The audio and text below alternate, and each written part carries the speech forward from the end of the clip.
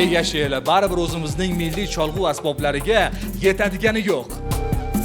Aynan mana shu yerda Bekobod shahridagi ixtisoslashtirilgan san'at maktabida San'at qalb sadosi nomli konsert dasturi bo'lib o'tdi. Lavhani ko'ring, kayfiyatni ko'taring.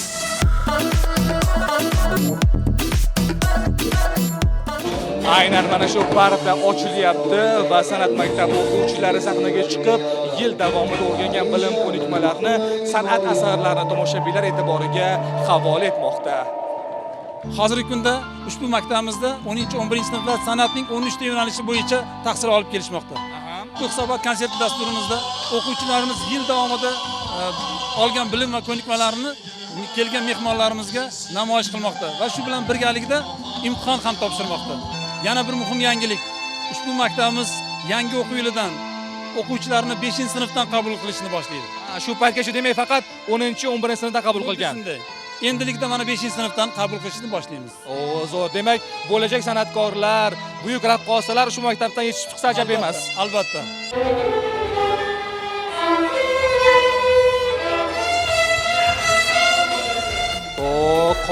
Qoyil odamni sehrlab qo'yadi. Bugungi konsert dasturida nafaqat milliy kuy va qo'shiqlar, balki jahon klassik asarlar ham o'quvchilar tomonidan mahorat bilan ijro etildi.